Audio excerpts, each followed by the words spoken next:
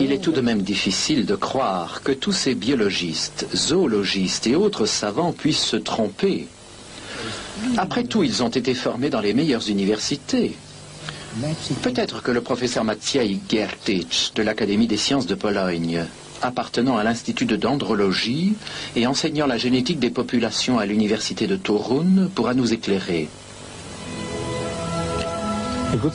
Un vrai savant tire ses conclusions de l'observation et des données expérimentales.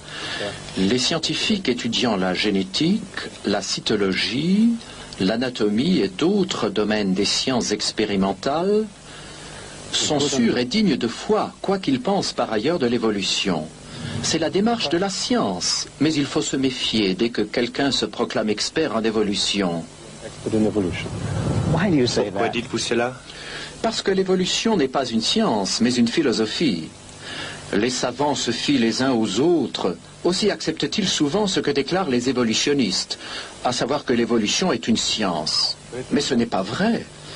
Que la théorie de l'évolution soit une science n'est qu'une opinion de certains théoriciens de la biologie ou philosophes. N'y a-t-il aucune preuve scientifique à l'appui de l'évolution? Ce qu'on prétend être une preuve de l'évolution est le fait indéniable que tout organisme a des parents, au moins un parent. Quand on applique cette vérité à l'époque où n'existaient ni fourmis, ni grenouilles, ni hommes, cela conduit au postulat non scientifique que la première fourmi provient d'une non-fourmi, la première grenouille d'une non-grenouille, le premier homme d'un non-homme, et ainsi de suite. Pourquoi dites-vous que cela n'est pas scientifique? Parce que les données que nous possédons ne le prouvent pas. La science génétique établit clairement qu'un tel changement n'est pas possible. Les évolutionnistes vont encore plus loin. Ils déclarent que des êtres vivants proviennent de matière non vivante. Mais s'il n'existe aucune observation à la base de ce que déclarent les évolutionnistes, comment peuvent-ils convaincre tant de savants que l'évolution serait un fait scientifique? Leur principal argument est que de petites mutations positives ou bénéfiques s'opèrent dans les cellules de la reproduction et sont ensuite conservées par sélection naturelle. Ils soutiennent que ces mutations s'additionnent et amènent une espèce à évoluer graduellement vers une autre espèce.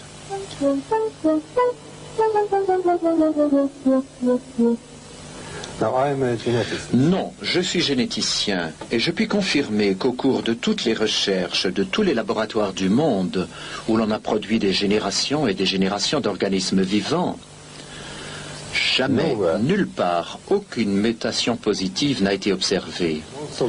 Et dans la population qui a été la plus étudiée, celle des hommes, toutes les mutations connues sont soit neutres, soit négatives. Elles n'ont jamais amené d'amélioration.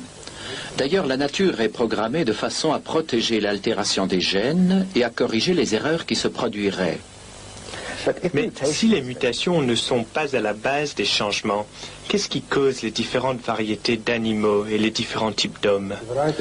Les variétés proviennent des combinaisons, du mélange des gènes pendant la reproduction sexuelle.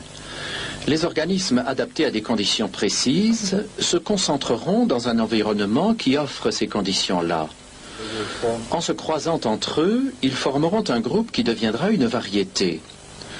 En outre, si accidentellement un groupe se trouve isolé, des traits particuliers y apparaissent et lui donnent un aspect distinct.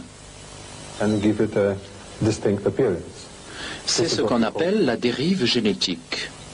Mais ces variétés ne représentent-elles pas une certaine forme d'évolution? Beaucoup de gens soutiennent que par ce processus, de nouveaux types biologiques vont apparaître. Mais ce n'est pas vrai. Tout ce qui se produit, c'est que quelques gènes ont été enlevés à la population globale et la population obtenue s'en trouve appauvrie. Son contenu génétique est amoindri. De plus, s'il n'y a pas de nouveaux gènes, il n'y a pas de potentiel pour de nouveaux organes ou de nouveaux organismes. On obtient seulement une variété différente d'une même espèce. Ce procédé est utilisé aujourd'hui dans l'élevage. Par sélection et isolation, on obtient de nouvelles variétés d'animaux et de plantes, par exemple des chevaux, des vaches, des chiens, des céréales, etc. On sélectionne ce qui est utile à l'homme ou qui présente telle qualité qui ont un intérêt particulier pour nous. Mais ces populations sont des groupes restreints, très dépendants des conditions extérieures que l'homme leur réservera.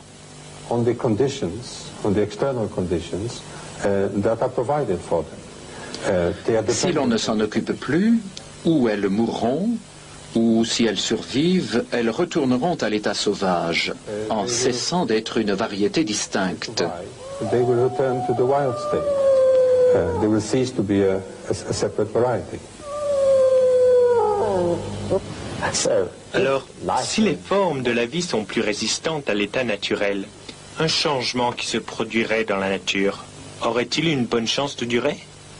Le simple mélange de gènes dans des conditions naturelles ou artificielles ne produit pas de nouveaux gènes.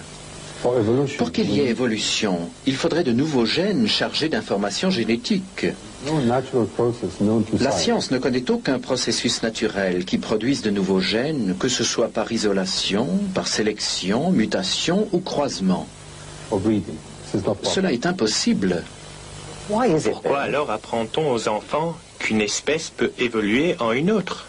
Je crois que c'est parce que les évolutionnistes ne veulent pas accepter l'idée que les gènes contiennent autant d'informations utiles, c'est-à-dire assez pour chaque fonction précise que doit remplir chaque organe.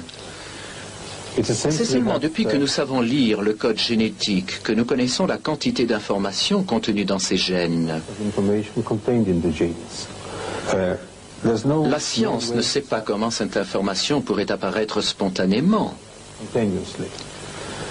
Cela nécessite l'intervention d'une intelligence et ne peut arriver par hasard.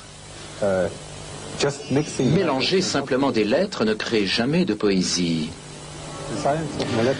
La biologie moléculaire montre clairement que jamais dans le passé il n'a pu exister d'organismes simples. Tous les organismes vivants, aussi primitifs qu'ils paraissent, sont complexes en réalité et regorgent d'informations, lesquelles ont dû être là dès le début. Par exemple, le système redoublé dans la protéine très complexe ADN-ARN de la cellule doit avoir été parfait dès le début. Sinon, les systèmes vivants ne pourraient exister. La seule explication logique est que cette grande quantité d'informations provient d'une intelligence. Chaque bactérie, chaque cellule microscopique est programmée avec tant de précision que nous devons supposer que l'information qu'elle contient doit venir d'une intelligence bien supérieure à la nôtre. Les évolutionnistes ne veulent pas accepter ce fait si évident. Aussi produisent-ils des théories qui n'ont pas de valeur scientifique, car elles n'expliquent pas comment la nouvelle information génétique serait produite.